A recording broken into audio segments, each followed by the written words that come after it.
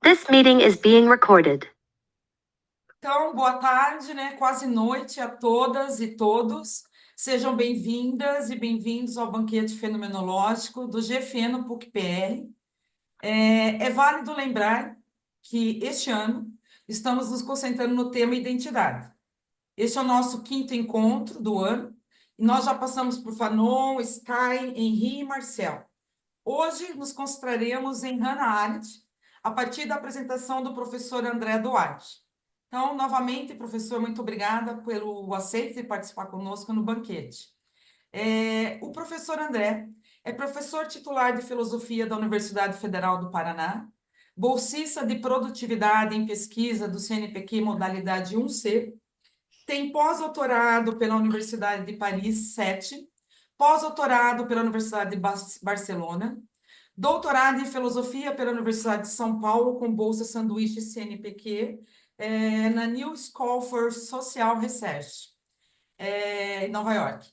É líder do grupo de pesquisa em ontologia, fenomenologia e hermenêutica, cadastrado no CNPq e certificado na UFPR.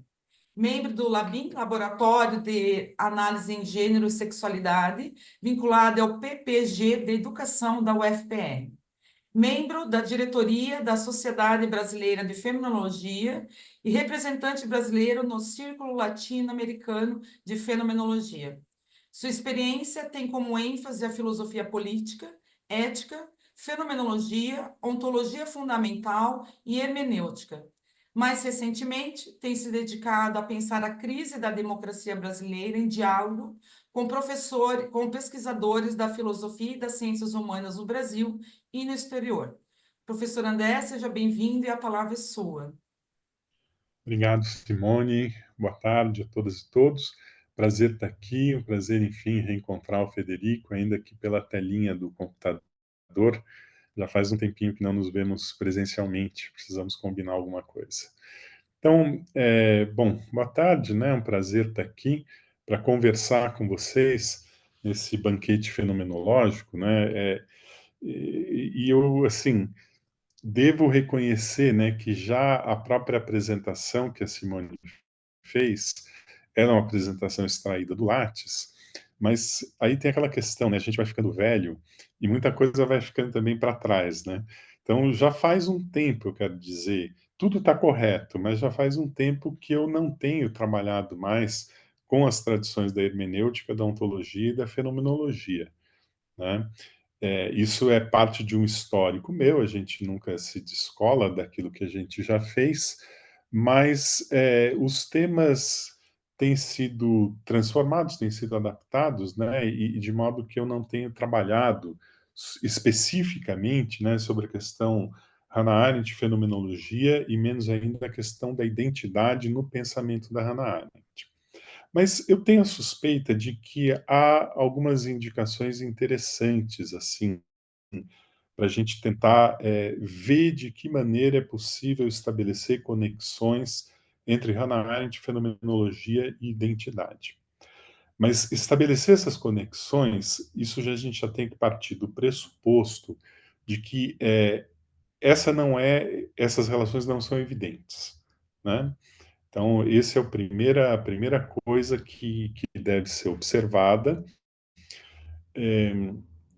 Então, eu vou agora me deter um pouquinho nessa, vamos dizer, nessa raridade, ou nessa dificuldade, melhor dizendo, de estabelecer a conexão entre o pensamento da Hannah Arendt, a fenomenologia e a identidade.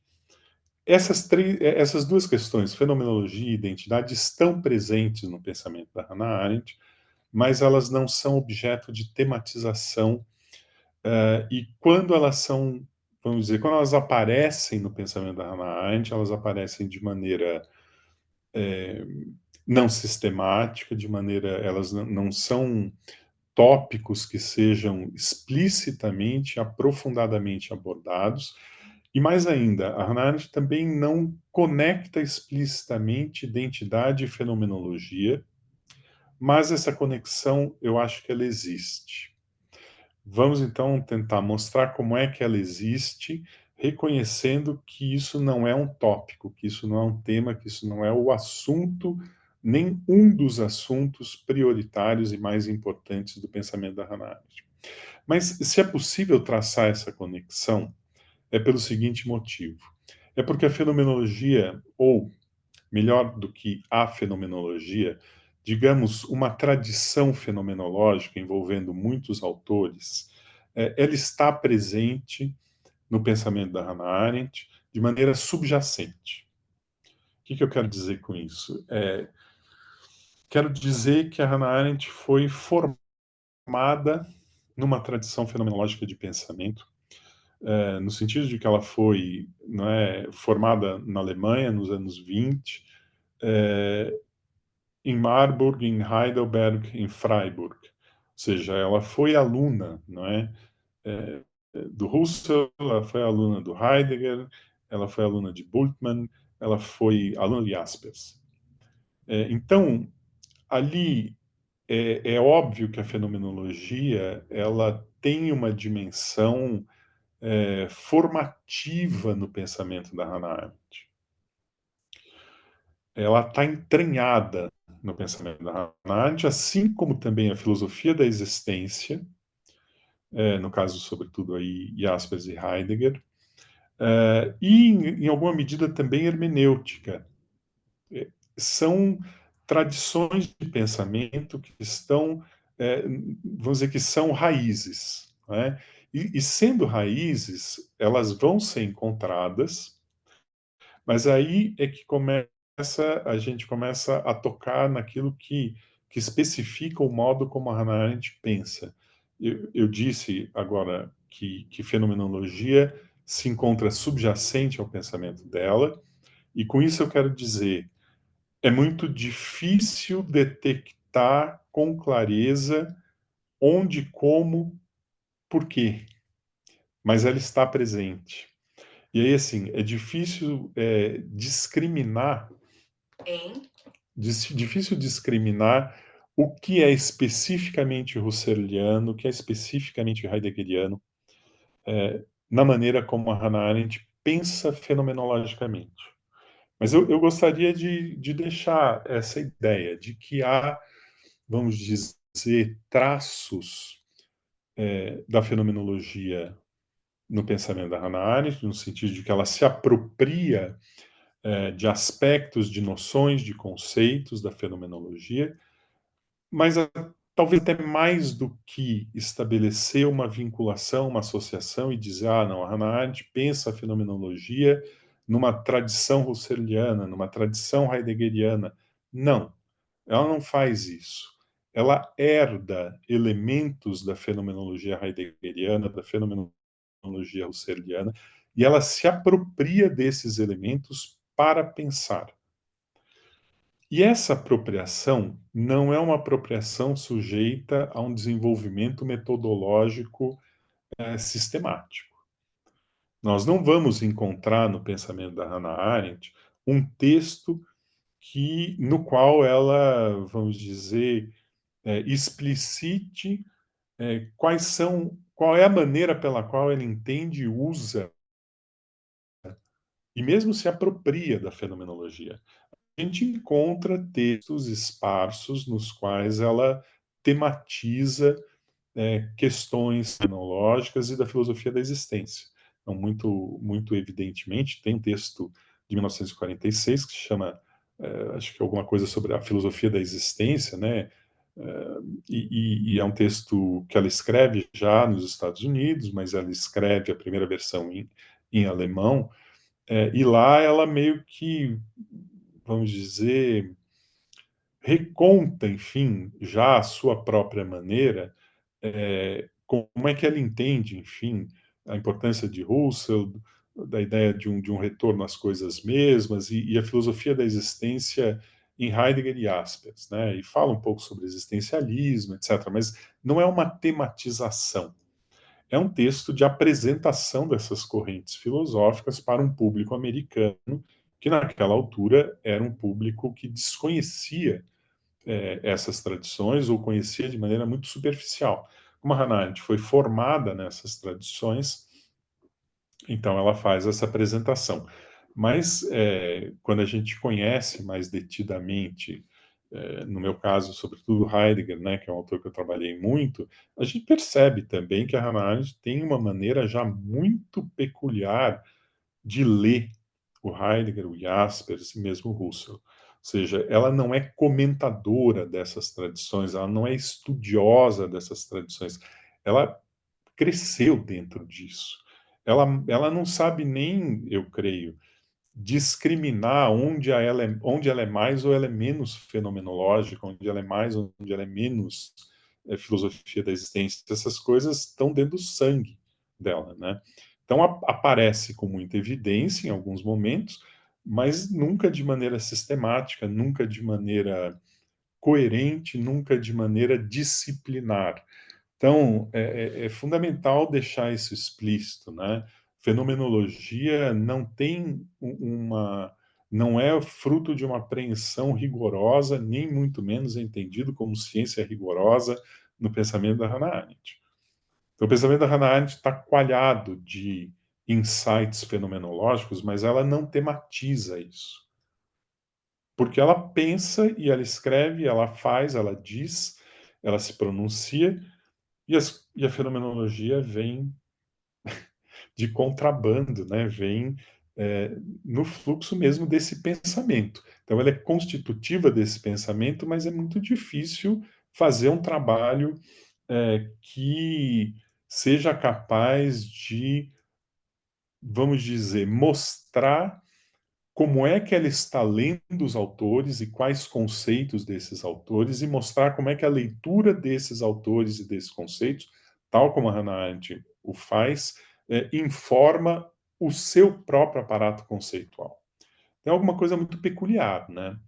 Muito peculiar. Então, a Hannah Arendt, desse ponto de vista, é muito diferente do pensamento do Sartre, do Merleau-Ponty, não é? Que se reconhecem herdeiros e que entram, vamos dizer, dentro dessa tradição de pensamento para incluir os seus próprios aportes e marcar suas diferenças em relação aos predecessores. A Hannah Arendt não tem isso. E eu acho que não tem isso, acho não, tenho certeza, por uma questão muito importante. O fato de que, bom, ela se forma na Universidade Alemã nos anos 20, ela faz uma tese de doutorado sobre o conceito de amor em Santo Agostinho, que é uma tese que tem muita herança fenomenológica, no próprio aparato conceitual, né, na maneira como ela pensa a questão do amor em Santo Agostinho, é, tem muita herança heideggeriana lá dentro, de ser e tempo. Ela usa noções de ser e tempo, que estava ali tinha acabado de ser publicado fazia 2 anos, mas que ela conheceu pela relação privada de amor que ela tinha com Heidegger e também como estudante. Então, ela é alguém que está se formando na tradição da fenomenologia, está produzindo um trabalho que tem elementos fenomenológicos muito evidentes, mas aí vem 1933. E quando vem 1933, isso opera uma ruptura absolutamente radical no pensamento e na vida da Hannah Arendt. E então tem, não é, acho que a referência importante, interessante para quem quiser depois consultar é uma entrevista que ela dá para a televisão alemã. Essa entrevista ela está publicada, traduzida já há muitos anos em português. Encontra-se no YouTube também legendado, né?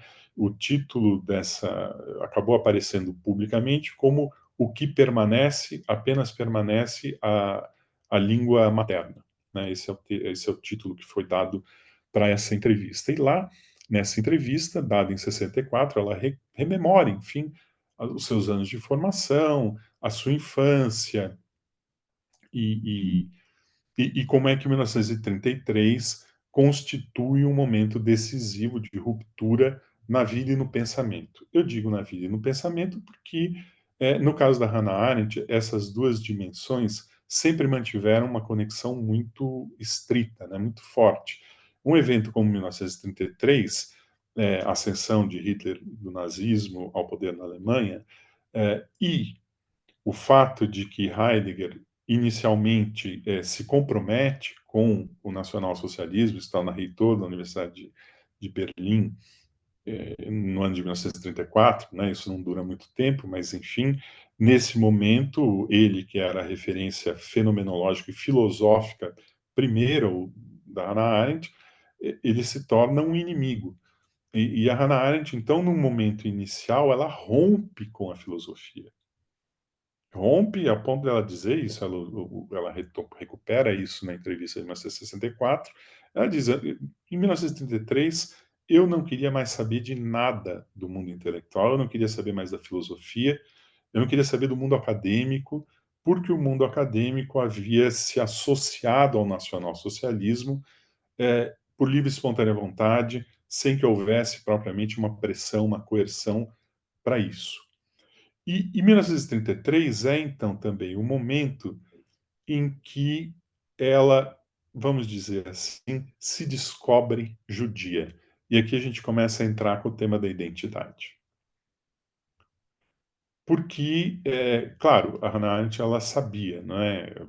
Nasceu na família judaica, uma família judaica de classe média bem estabelecida no norte da Alemanha, em Hannover, uma família de judeus assimilados, né? Onde a assimilação era tão alta que simplesmente ser judeu não era sequer uma questão, como em grande medida para muitos de nós católicos brasileiros. Não é uma coisa que nos toca imediatamente se nós não professamos a religião cotidianamente, se a religião não imanta a nossa vida. A religião, o judaísmo não imantava a vida cotidiana da família da Hannah Arendt. Então ela diz nessa entrevista de 64 que ela só vai compreender que ela é judia porque crianças na rua proferem insultos antissemitas contra ela. Ela reportava isso em casa, ou então na escola também, né, insultos antissemitas ou comentários antissemitas.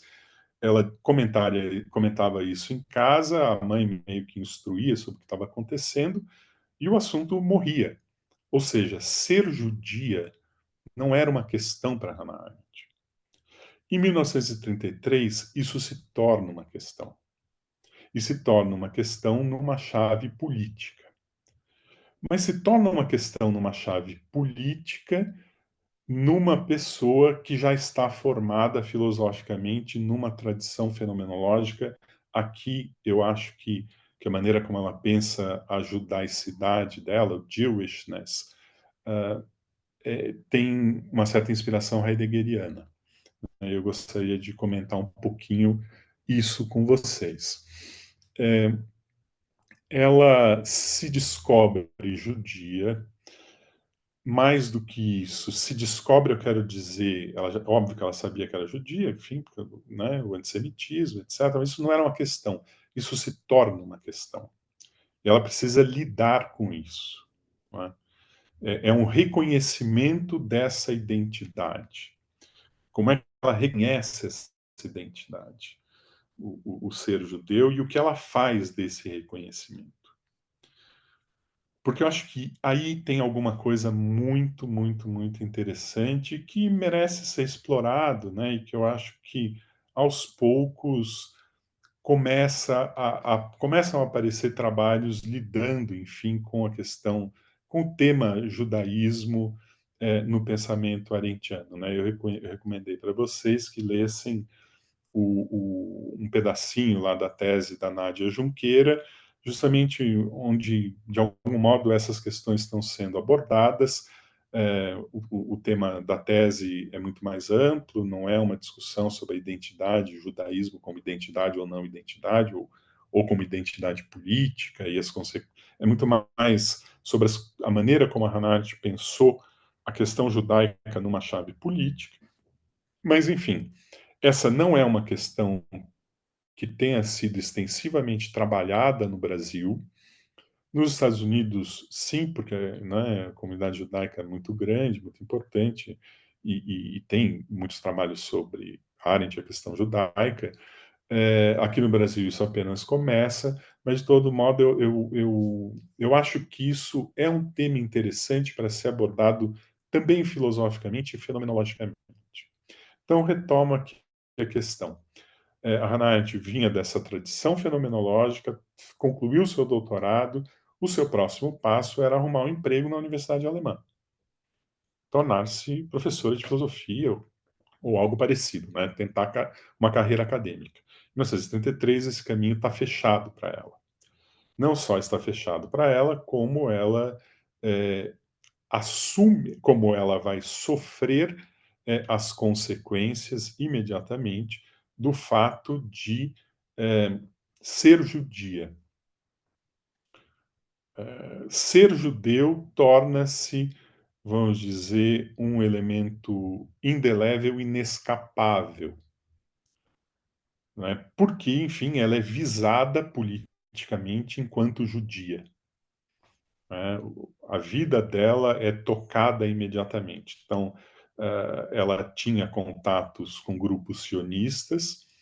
Esses contatos eram contatos que ela tinha da família dela, mas que, como eu disse, era uma família assimilada e que participava do meio judaico e, portanto, tinha contatos com sionistas, com lideranças sionistas importantes da Alemanha. E ela, então, em 1933, assume uma posição política enquanto judia e vai sofrer ainda mais as consequências disso, porque na medida em que ela se engaja em células sionistas que estão lá mandando informações para fora da Alemanha a respeito do que está acontecendo na Alemanha, né? Propaganda antissemita, como é que ela está sendo construída, ela vai ser presa e, ao ser presa, ela consegue escapar, negociando, enfim, com o policial que aprendeu, e aí tem que fugir da Alemanha, vai viver na França. Pois bem, a partir desse momento, né, ela rompeu com a vida acadêmica, tornou-se uma ativista política em torno do fato de ser judia. Mas, e aí tem então essa ideia de um reconhecimento, primeiro, de algo que é da ordem da facticidade, né? Se a gente for retomar a linguagem heideggeriana, isso, o ser judeu, o ser judia, é da ordem de um fato, é da ordem de algo que lhe foi dado, é algo, enfim, que ela não escolhe. Ela é lançada no mundo, num mundo onde as identidades têm uma função, têm um papel, e ela nasce, enfim, mulher judia alemã. E ela vai aceitar essa condição como pertencente a uma identidade que é da ordem do fato, que é da ordem de uma Geworfenheit, né, de algo no que ela surge no mundo. Isso é constituidor, enfim, da aparição dela no mundo. E a Hannah Arendt, desde sempre, como ela tem essa marca filosófica, ela diz, bom, eu não tenho como recusar isso, e jamais passaria pela minha cabeça recusar esses dados, esses fatos.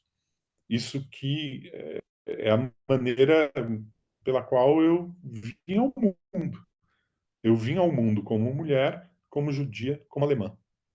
Pois bem, então tem aí um primeiro reconhecimento, que é um reconhecimento já filtrado teoricamente, né? Que é diferente daquele reconhecimento circunstancial operado pela agressão antissemita das crianças ou dos professores na escola.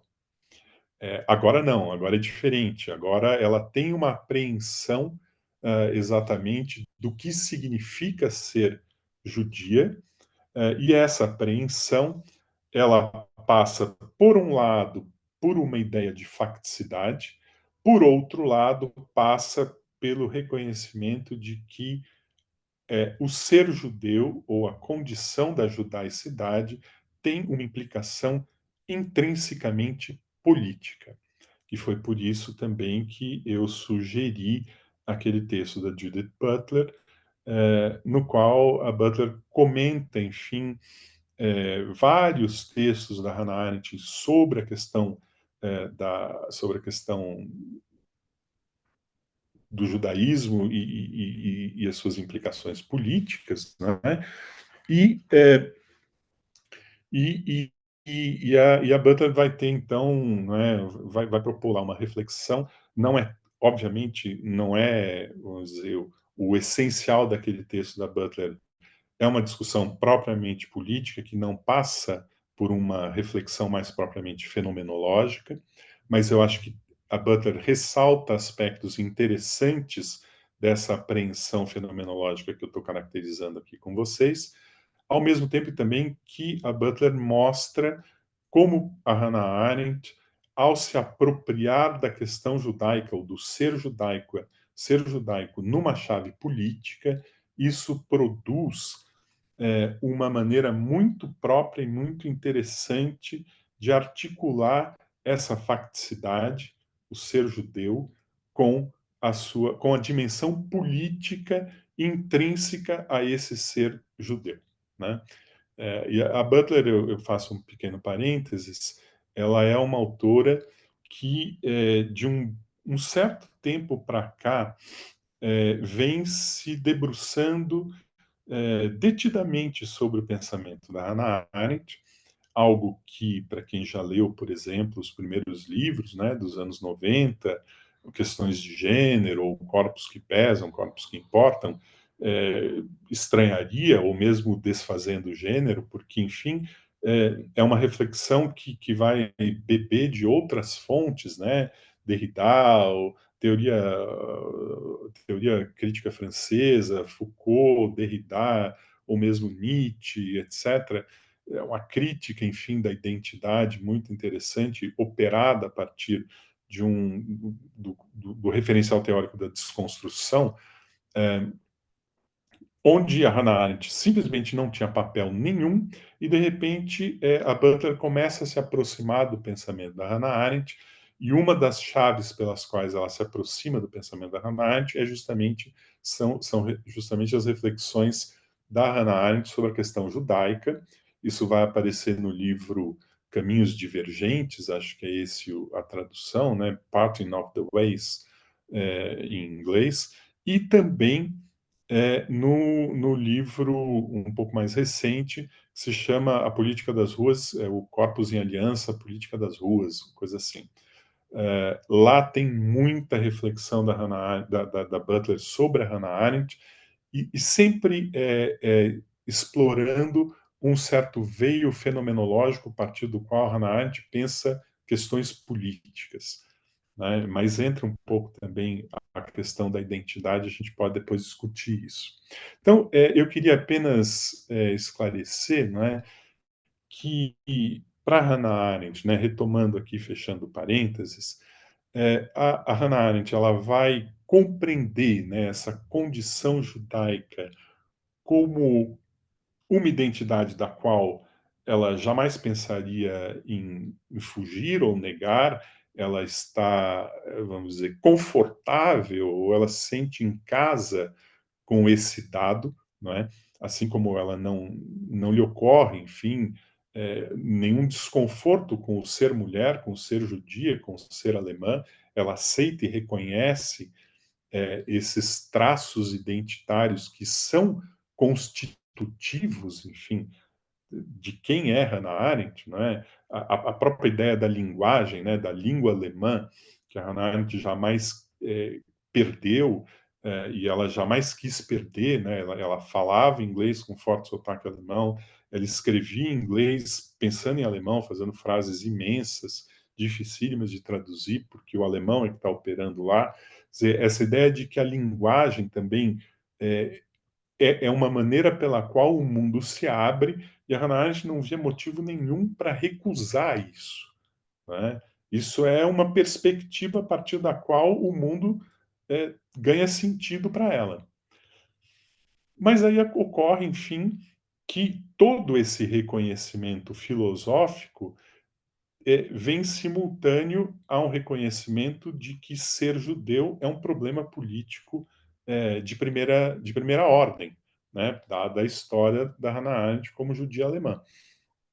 Pois bem, então nós vamos ter uma outra dimensão, que é pensar a politicidade dessa condição judaica.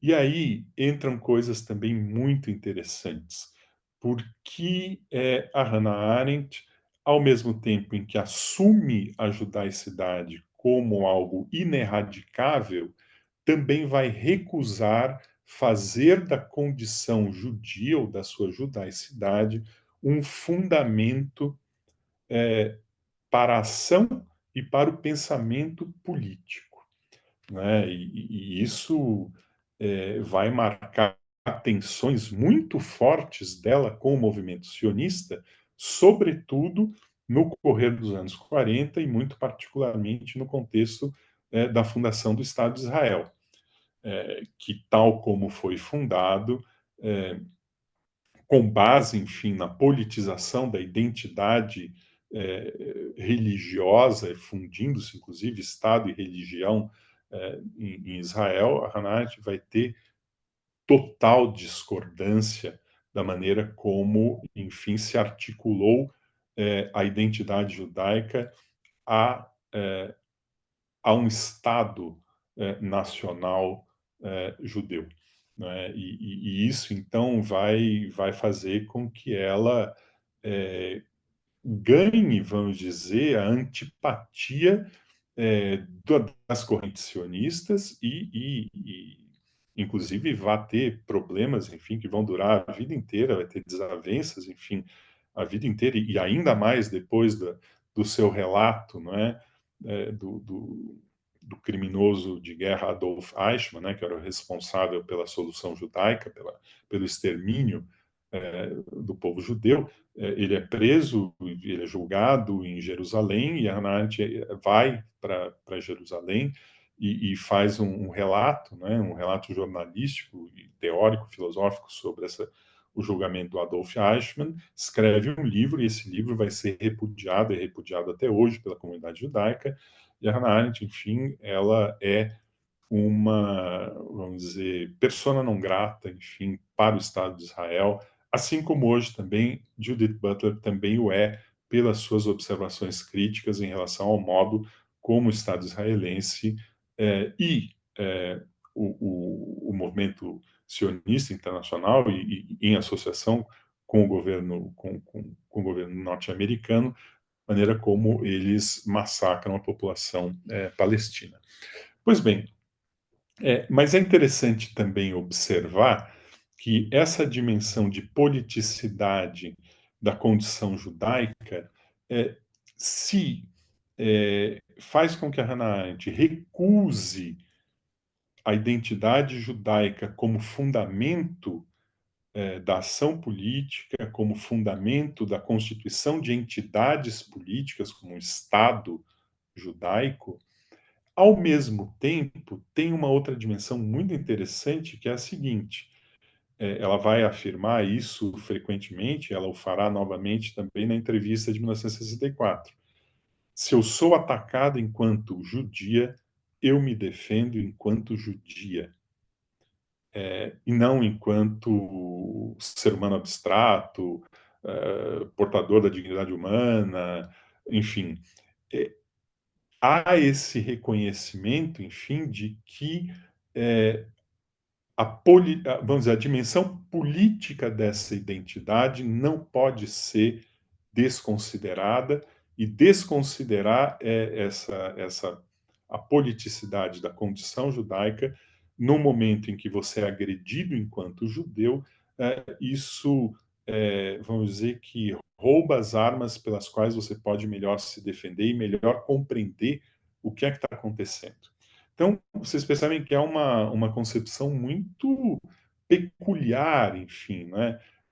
É um reconhecimento tardio da judaicidade como algo inerradicável, como algo, enfim, com o que ela só pode estar, vamos dizer, à vontade, como algo, enfim, que jamais lhe ocorreria negar ou renegar ou esconder. Há Então, portanto, né, o choque político opera um reconhecimento, enfim, da judaicidade numa chave filosófica de facticidade, ao mesmo tempo em que a Hannah Arendt também recusará fazer da religião ou da identidade o fundamento de uma política, e, por fim, entenderá que no momento em que alguém é atacado politicamente pela sua condição é, identitária, é em nome dessa mesma condição identitária que é preciso articular os meios de uma defesa e de uma luta em nome, enfim, da afirmação não da identidade como algo privilegiado, mas da ideia de que a identidade constitui um modo a partir do qual o mundo aparece para alguém. E ninguém tem direito ou autoridade de determinar quais são as perspectivas válidas ou inválidas a partir das quais o mundo aparece a alguém. O que a gente percebe também que tem aí uma herança fenomenológica importante. Mas eu acho assim, eram um pouco essas ideias muito gerais que eu queria lançar para vocês, e talvez agora a gente possa refinar um pouquinho, eventualmente, a partir de uma conversa. Pode ser? Obrigada, professor André, pelas palavras. Eu realmente gosto muito quando falo de Hannah Arendt, ainda mais quando sabem falar de Hannah Arendt. Eu não sei muita coisa, tem algumas colocações aqui, mas eu gostaria de saber se alguém, antes aí, quer fazer alguma questão, quer colocar alguma consideração. Ezequiel, você estava batendo palma, né? Você não estava levantando a mão. Tá, professor, Federico, Não, eu não queria, assim, ocupar um espaço, né? Só uma pergunta rápida. André, primeiro, assim, obrigado pela fala, é muito interessante. Eu não sou um especialista de Hannah Arendt, então tudo que eu vou perguntar vai ser muito trivial, mas, assim, me chamou a atenção, né, o fato de você ter interpretado a relação da Hannah Arendt com a fenomenologia em termos assim de uma errança, um desenvolvimento quase funcional, né, de conceitos específicos, mas sem, digamos, uma ideia da Hannah Arendt, Hannah Arendt compreender a si mesma como uma fenomenóloga, né? Aí a minha pergunta é um pouco essa, né? Como, digamos, a fenomenologia, ela não é uma doutrina, né? É uma prática que vários filósofos desenvolveram de forma autônoma e nem sempre alinhada, vamos dizer assim, né? E muitas vezes também parcial, né? Uhum, Então, por exemplo, Husserl é um tipo de fenomenólogo, Heidegger, Merleau-Ponty e assim por diante, Edith Stein, né, de que falamos também nesses encontros. Agora, a minha pergunta é se, nesse sentido, só seria, assim, uma, espe- uma errança ou, digamos, uma atitude meio passiva, né, da Hannah Arendt diante da fenomenologia, ou se teria uma base para entender o pensamento dela como um desenvolvimento autônomo, até, vamos dizer assim, heterodoxo, né, entre aspas. E estou perguntando isso porque recentemente, né, teve, assim, em especial, dois livros interessantes, né, que interpretaram a Hannah Arendt um pouco nesse sentido, né? Um livro, em especial, é de uma filósofa que se chama Caterina Bottici, que assim desenvolve uma interpretação sobre o conceito de imagem e imaginário, em que eh, a interpretação arendtiana di Kant, contribui a um desenvolvimento, a uma reflexão sobre o conceito de imagem, de fenômeno e de imaginário, justamente no sentido político identitário, que de alguma forma entrou na sua fala, que eu achei muito interessante. Não sei o que você acha sobre isso. Eu, assim, como disse, é só uma curiosidade, não é uma pergunta. Não, perfeito. Eu não conheço esse livro, fiquei interessado, se você depois puder me passar a referência, né? Eu digo assim que os trabalhos sobre a dimensão fenomenológica da Hannah Arendt não são muitos, não são predominantes no corpus aí da literatura secundária, e eu observo que eles têm começado a aparecer mais recentemente, tanto nos Estados Unidos quanto aqui no Brasil, né? Eu fui agora avaliar, buscar aí algumas referências, inclusive para essa nossa conversa, e fui descobrindo teses que têm sido defendidas a partir dos anos 2020, 21, 24, coisas bastante recentes e que tomam a fenomenologia como vamos dizer, uma raiz é, importante, né, para a produção do pensamento da Hannah Arendt.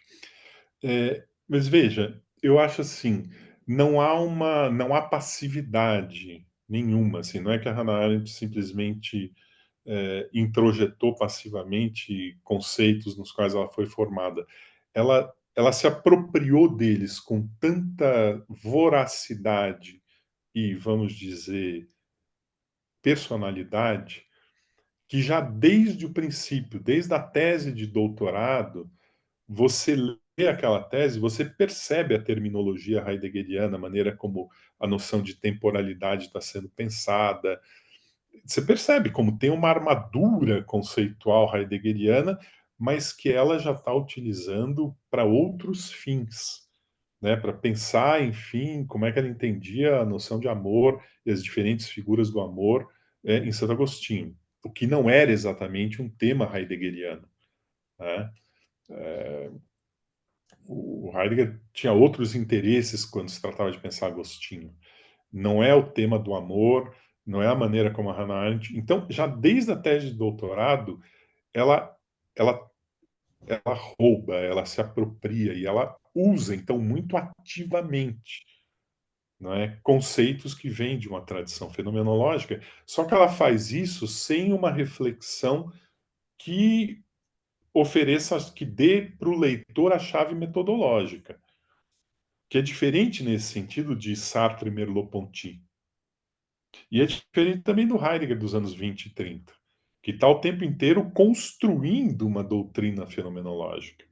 Husserl está construindo uma doutrina fenomenológica, ele vai alterando isso, ele vai modificando, isso não é algo posto, dado, é uma pesquisa em curso, mas que tem na fenomenologia o seu foco principal. A Hannah Arendt jamais teve na fenomenologia esse, vamos dizer, esse suporte ou essa ideia de que, enfim, é nesta tradição que eu me inscrevo, este é o estado atual da pesquisa fenomenológica e a minha contribuição será nessa ou naquela direção.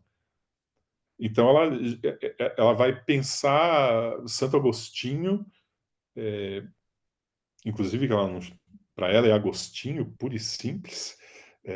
Ela toma Agostinho como filósofo, estritamente filósofo, e faz uma leitura estritamente filosófica de Agostinho com chaves que são heideggerianas e que, portanto, são anacrônicas. Mas é esse tipo de apropriação, vamos dizer, violenta e produtiva que marca o pensamento da Hannah Arendt desde o princípio.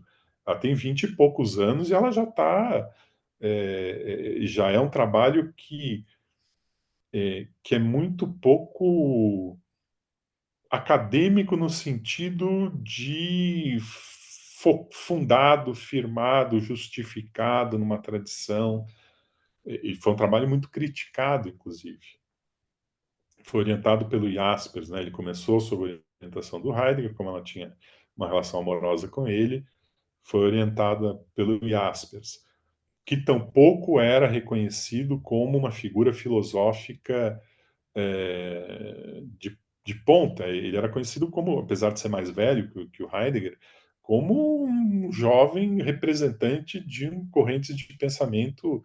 O Heidegger, o Jaspers era médico psiquiatra, né, e com uma formação filosófica.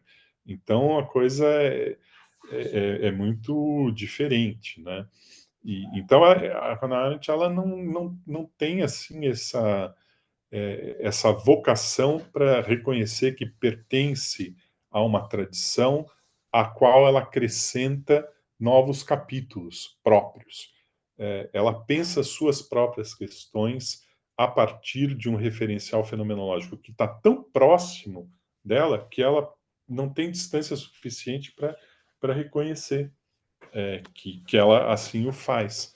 Né? Então, eu chamaria atenção para a ideia de uma apropriação produtiva de conceitos fenomenológicos, mas não é simples a gente fazer a recuperação de quais conceitos e de como, de onde está vindo e que transformações ela está operando nesses conceitos de uma tradição fenomenológica. Talvez por isso tenha demorado tanto tempo para surgirem trabalhos que vão ter coragem de se dedicar sobre o que é a fenomenologia no pensamento arendtiano. É uma tarefa muito complexa. Eu diria que sempre é difícil trabalhar com o pensamento da Hannah Arendt porque ela não diz a partir de onde ela está fazendo o que ela está fazendo. E ela não diz porque ela recusa uma ideia de reflexão metodológica que pensa sobre o que está pensando. De onde, por quê, não existe. Ela pensa. Ela tem algo que ela quer pensar. Ela pensa e neste pensar a fenomenologia aparece subterraneamente, mas de maneira muito orientadora.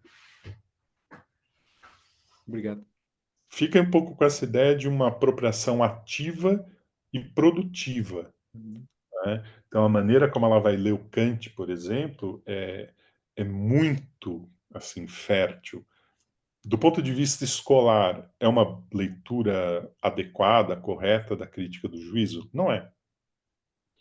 Mas vamos dizer que ali onde a Hannah Arendt, se quiser, erra ou se afasta do Kant, o que ela permite repensar a partir do Kant é muito mais interessante do que um trabalho de sistematização, de comentador. A Hannah Arendt nunca foi comentadora de nenhum filósofo, né? Ela não é uma boa referência se você quer compreender bem academicamente o que é a filosofia de Platão. Mas a maneira como a Hannah Arendt engaja o pensamento platônico para pensar questões, inclusive contemporâneas, aí as coisas se tornam muito interessantes. Ela certamente deveria imaginar que isso é parte um pouco, vamos dizer, do modo como Heidegger tornava, enfim, pensadores do passado redivivos no presente.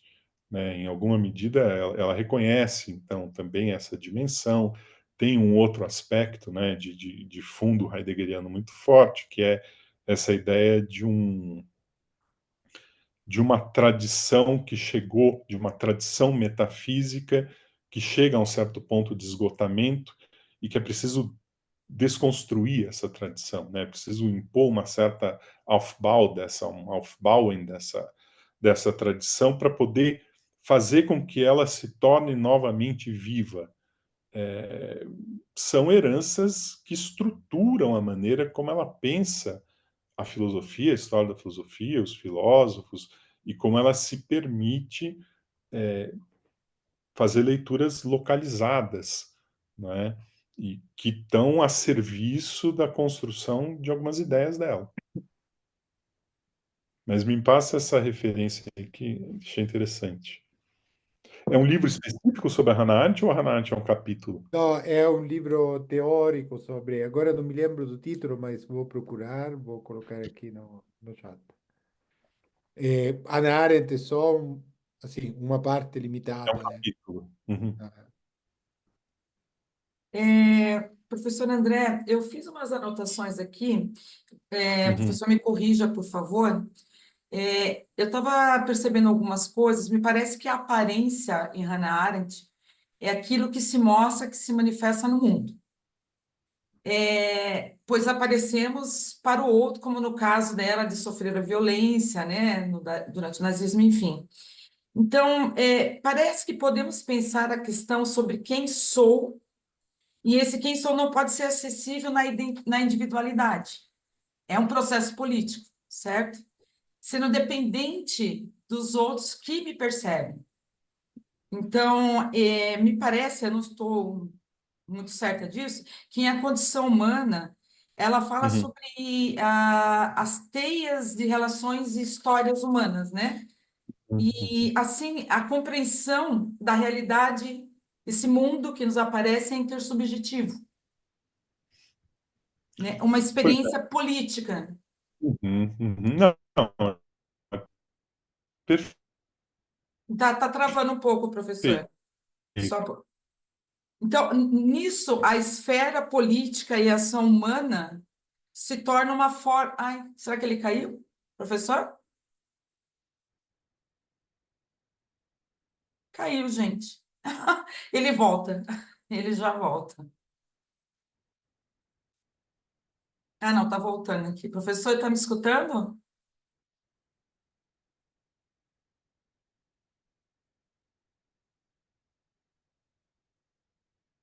Vamos aguardar, gente.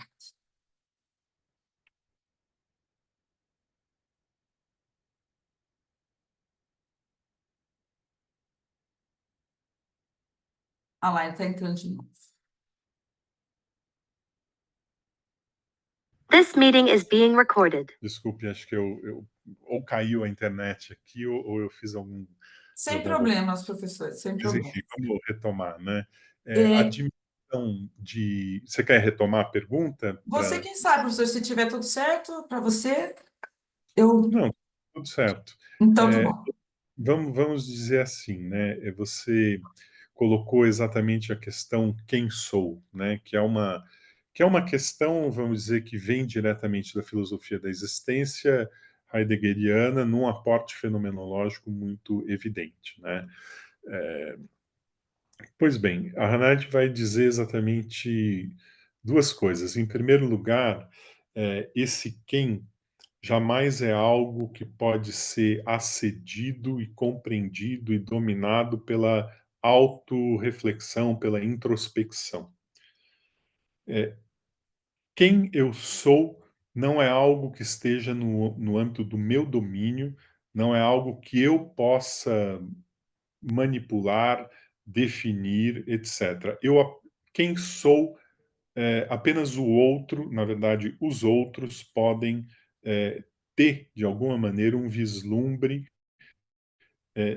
de quem sou, né? Então, é, tem essa ideia, não é, de que a relacionalidade, ou seja, o ser uns com outros, é a dimensão primeira e essencial a partir da qual nós estabelecemos, enfim, inclusive nos pensamos, não é? Acho muito interessante essa ideia, né, de que a Hannah Arendt nunca entendeu a judaicidade como alguma coisa que lhe fosse, vamos dizer,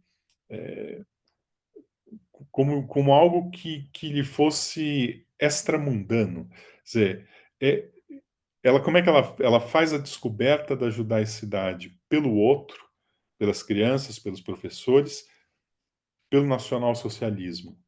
E aí ela vai dar uma reflexão sobre isso. Ela já é uma filósofa, ela já tem uma formação, e ela vai dizer, bom, eu sou judaica, sou judia, o que isso significa, né?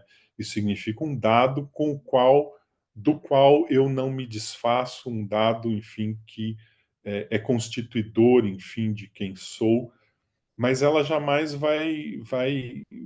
dizer, esse ser judaico jamais vai determinar também a maneira pela qual o mundo abre-se para ela.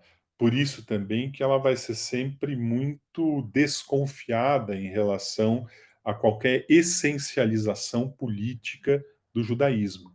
O judaísmo é um traço, é um dado, é alguma coisa que a marca indelevelmente, mas que não a determina totalmente.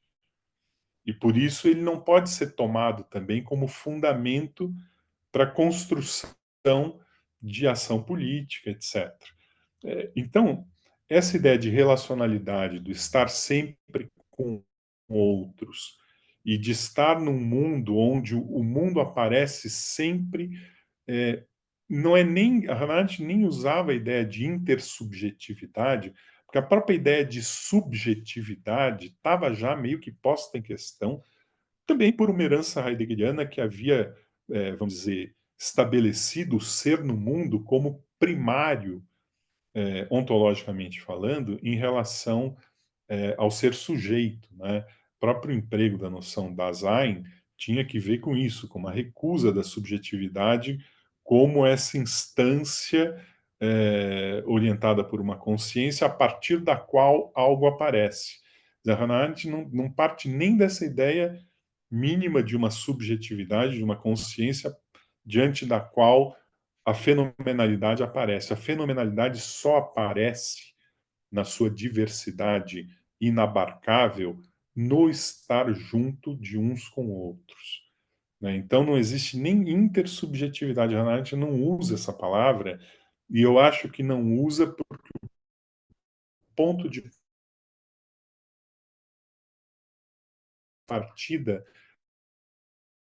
é uma ideia de ser condição de possibilidade da própria aparição e da própria objetividade daquilo que aparece, que só aparece porque aparece para mim junto com outros. Então, é uma ideia muito radical, fenomenologicamente falando, porque não parte nem da ideia de um sujeito e de uma consciência.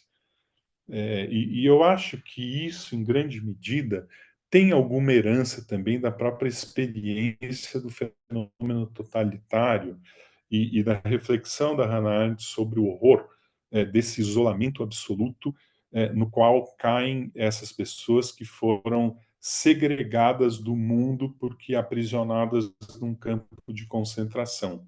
Então, vamos dizer, essa dimensão de irrealidade, essa dimensão em que você não sabe mais sequer se você está vivendo ou está sonhando, essa dimensão em que o mundo se torna uma realidade tão exteriorizada, tão incompreensível. E por quê? Porque você cortou pela raiz a possibilidade de que algo possa aparecer para muitos.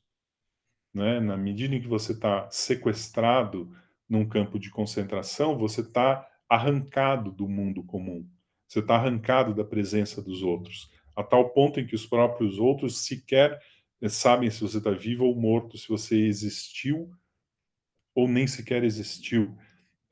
Essa dimensão de irrealidade da experiência totalitária no seu pior aspecto, que é o campo de concentração, a tortura, etc., isso acho que também ajudou a Hannah Arendt a compreender que a realidade não é um dado, não é algo objetivo que aparece para uma consciência, mas é algo que só se mostra a partir de uma pluralidade de perspectivas.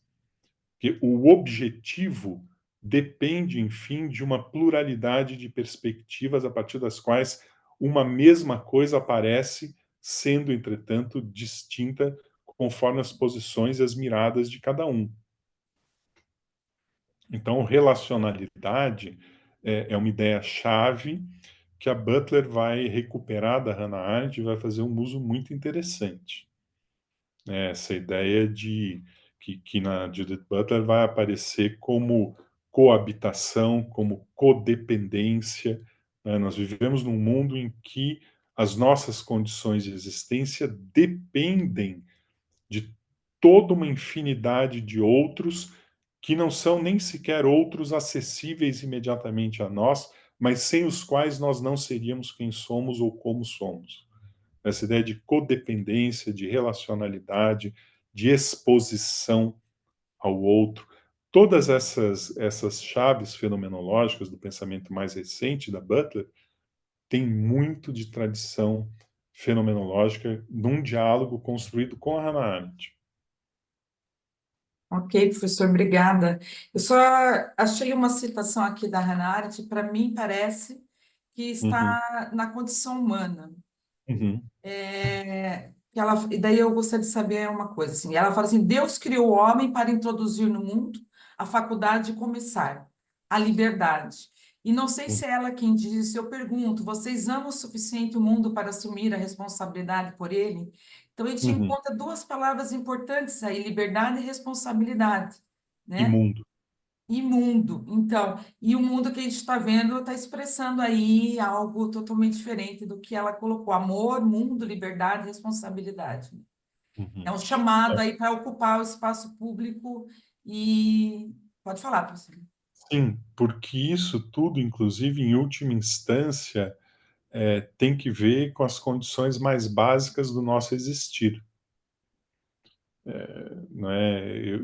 Não há outra perspectiva, vamos dizer assim, né, como dizem, não há outro planeta, né, não tem plano B. Isso também, para Hannah Arendt, enfim, a ideia de uma desresponsabilidade pelo mundo comum, ela seria idêntica a no limite, se tornar meio que incapaz de discernir entre ficção e realidade. Compreende? No sentido de que, na ausência de um compartilhamento e de uma responsabilidade, inclusive, pelas diversas perspectivas a partir das quais o mundo se torna um mundo, na ausência desse compartilhar e dessa responsabilidade, a própria realidade começa a se tornar algo evanescente. E isso acho que é uma intuição fenomenológica forte da Hannah Arendt. Talvez ela tenha sido a autora que levou mais longe essa ideia, né? Então, toda a ideia de, por exemplo, a recusa do genocídio por parte da Hannah Arendt, mesmo a recusa, né, da violência, da eliminação do outro, não é exclusivamente com base num argumento de natureza jurídica, não é feita com base num argumento de natureza filosófica em torno de uma suposta dignidade da natureza humana. Não. É em nome das condições de possibilidade do próprio existir, que é um existir sempre no mundo em comum. Negar isso é negar algo crucial da maneira pela qual a vida nos foi dada para existir nesse planeta. E aí tem também todas as outras questões que podem ser explicitadas a partir do pensamento da Hannah Arendt, que são, vamos dizer, aquilo que tem que ver com, né, ela faz uma distinção entre mundo e terra, e a terra, enfim, a natureza, é também parte das condições e dos condicionamentos que organizam a nossa maneira de existir. Se nós vamos destruir o planeta, bom, como é que vamos existir? Tem também essa outra dimensão que ainda não está suficientemente desenvolvida, mas começo a ver que uma perspectiva mais propriamente ecológica também começa a surgir nos estudos sobre a Hannah Arendt. Eu tive recentemente em Santiago do Chile, num evento sobre a Arendt, um evento internacional, e lá tinha alguns pesquisadores argentinos tocando nessa questão, né? Tecnologia, destruição do mundo, destruição da terra, e as condições políticas e consequências políticas e existenciais disso tudo. Eu acho que é no prólogo, né, da condição humana que ela faz o chamado quando ela vê o Sputnik 1, né, sendo lançado, né? Acho que isso o pessoal conhece, mas ela faz um chamado, né, para nós ocuparmos o espaço público, um chamado que pensa em todos, na pluralidade, né, e debater isso. Eu acho que tá na hora de a gente usar esse pensamento dela agora, no que está acontecendo agora, né? Sim, não, e acho sim, né? A Hannah Arendt faleceu em 75, né? Já tem 50 anos aí. e é um pensamento que continua muito vivo, né? Continua suscitando muito pensamento a partir eventualmente contra, mas levando em consideração, né, as ideias da Hannah Arendt, né? E hoje, cada vez mais, está na ordem do dia, vamos dizer, um questionamento dessa ideia de que vai ser possível preservar condições de vida para uma meia dúzia num mundo que foi, por outro lado, completamente devastado, num mundo e numa terra que foram completamente devastados, né? Essa ideia de imaginar condições de existência num outro planeta, em condições absolutamente artificiais. A Hannah Arendt, nos anos 50, já estava dizendo, bom, tem algo de muito suspeito nessa ideia da conquista do espaço, porque no fundo é meio que dizer estamos abrindo mão das condições que orientam e organizam a nossa vida neste mundo e nesta Terra. Tem algo grave aí, porque, enfim, uma vida em outro planeta pode ser qualquer coisa, mas não será uma vida humana, tal como nós a conhecemos. Ela deixa isso muito, muito evidenciado. Muito bom, professor, muito bom mesmo. Obrigada. Pessoal, alguém mais gostaria de tirar um pouco do conhecimento aí do professor, conhecer um pouquinho melhor? Eu gostaria, se possível, fazer duas simples questões Uhum. acerca da exposição. Gostaria até de parabenizar a exposição do professor. Há um pensamento da Hannah Arendt, que se encontra, inclusive, mencionado pela professora Simone, na Condição Humana, em que ela escreve: ao agir e ao falar, os homens mostram quem são, né? Isso. Ao agir e ao falar, os homens mostram quem são, revelam ativamente as suas identidades pessoais únicas e assim fazem o seu aparecimento no mundo humano. Uhum. Pensamento eminentemente, de um lado, fenomenológico, né? E do outro lado entra a questão, me parece, depois se o professor, aí, se eu estiver, não, se eu estiver enganado, como se dessa importância, isto é, será que a identidade está desafiando essa possibilidade da expressão linguística, né? Será que o agir e o falar, a identidade, eu poderia dizer, do ponto de vista merleau-pontiano, ela se revela na expressividade, né? Na corporeidade, na responsividade, digamos assim, né? Na filosofia, na fenomenologia merleau-pontiana, sobretudo na ontologia do sensível, do toque, etc. Agora, e essa identidade para Hannah Arendt, ela aparece em qual espaço? O espaço político ou também no espaço linguístico? Né? E depois uma outra Então, questão, uhum. se o ser e o aparecer na fenomenologia argentina se coincidem ou não. Obrigado, professor. Boa. Então, assim, o elemento discursivo, né, o agir e falar, eles são eles são pensados de maneira bem interessante, né? Por um lado, toda e qualquer ação, ela já traz elementos discursivos e, por outro lado, também o discursar é uma maneira de agir. Eles têm, então, uma articulação própria e, ao mesmo tempo, eles também têm uma independência, né? Agir e falar. Mas, de qualquer modo, tanto a ação quanto a fala, e sobretudo a ação e fala articulados, eles são, vamos dizer, esse elemento que define a politicidade humana, e essa politicidade humana, vamos dizer, isso, vamos dizer, vamos até recuperar um pouco antes, né? A ideia de uma identidade que é revelada ao outro no agir e no falar. Essa identidade, ela está o tempo inteiro sendo revelada. Eu não tenho acesso a ela. Não cabe a mim, não sou eu quem pode dizer quem sou, e muitas vezes a Hannah Arendt vai dizer, se eu tentar dizer quem sou, eu acabarei dizendo o que sou. Quais são as minhas qualidades, os meus vícios, as minhas virtudes, etc. Mas isso não é quem eu sou. Isso pode ser um conjunto de habilidades que eu detêm e o que outros não detêm, mas isso não é o quem. O quem não tem uma determinação própria e evidente, nem para mim, nem propriamente para os outros, mas ele aparece aos outros.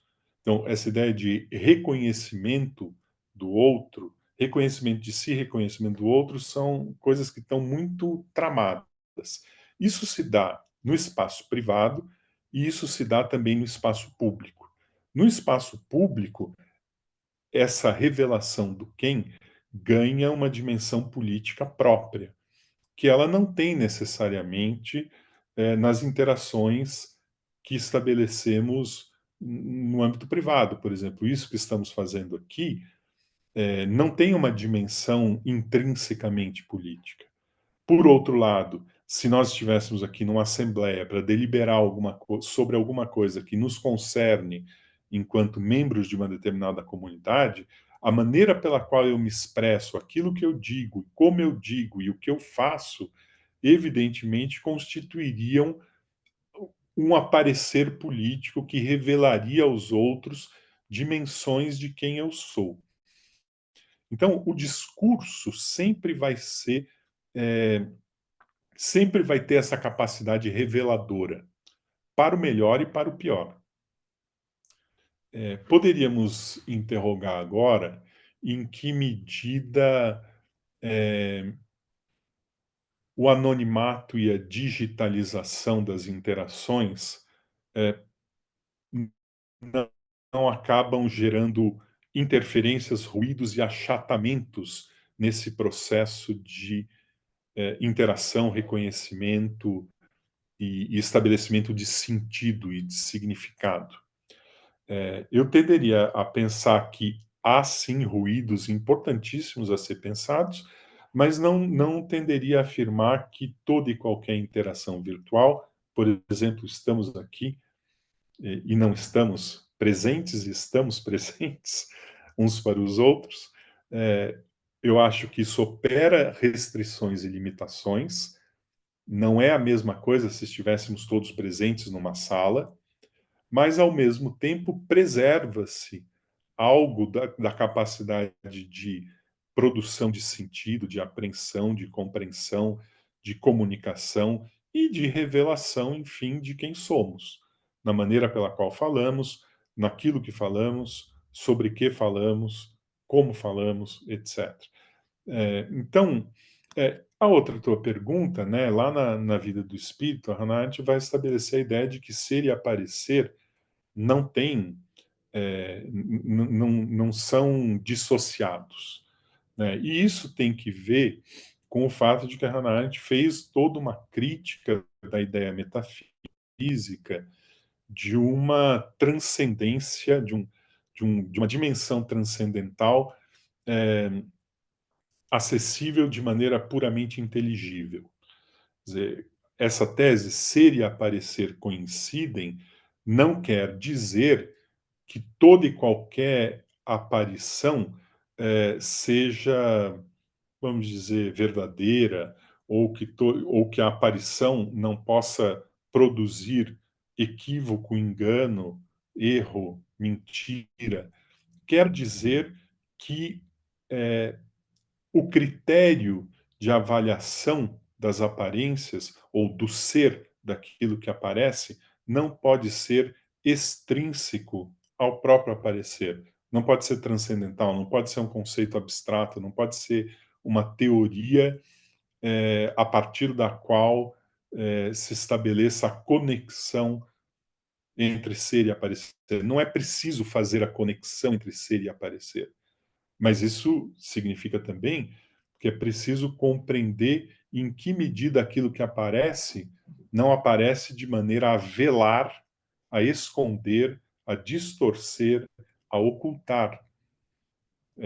Não é? Então, estabelecer uma equação entre ser e aparência não significa dizer que toda e qualquer aparição ela tem raiz, tem fundamento, tem um ser, é reveladora por si só, ou em último caso, é verdadeira, não é? Então, mas de novo, né, a Hannah Arendt não, ela até explora um pouco mais, né, o que o que ela quis dizer, né, com essa ideia de ser e aparecer coincidem, faz uma referência a Nietzsche, a ideia, né, toda a ideia de Deus morreu, pensando, enfim, como a ideia de um mundo transcendental, não acessível sensivelmente, portanto, não aberto ao aparecer. Essas ideias, para ela, colapsaram. São parte, enfim, de um arcabouço de pensamento que chegou ao seu esgotamento. Agora, cabe pensar exatamente o que pode significar, quais são as consequências dessa ideia de que ser e aparecer coincidem. O que significa isso? Quais as implicações disso? No fundo, a Hannah Arendt está tentando dar uma vez mais força ontológica ao aparecer, à aparência, que é, vamos dizer, filosoficamente, um assunto tanto quanto maltratado numa tradição metafísica, né?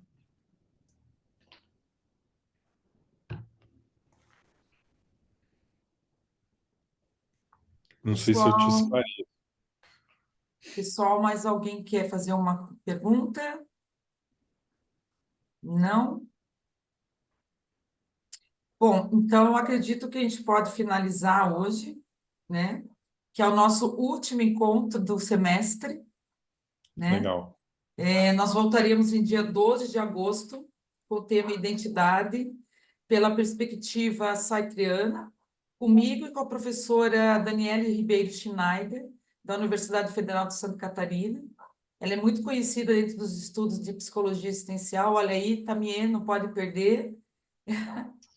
Mas, antes de encerrar mesmo, eu gostaria de fazer um convite em nome do professor Erickson e do professor Ivo Queiroz, que amanhã será o lançamento no Café Babette, às 19 horas, em Curitiba, do livro A Fenomenologia Negra de Frantz Fanon. Ah, Então, legal. escrito pelo Falabretti, professor Falabretti e Ivo Queiroz. Então, para quem vai, até amanhã. Legal. Para quem Obrigado. não vai, a gente se encontra no próximo semestre. Desejamos boas férias e bons estudos a todos e todas. Até agosto, gente. Obrigada. Obrigada, professor. Abraço a todas e todos. Abraço. Tchau, obrigado, André. Tchau. Tchau, Até obrigada. mais, gente. Boa Obrigada, noite. Tchau, professor. tchau. Tchau. Obrigado.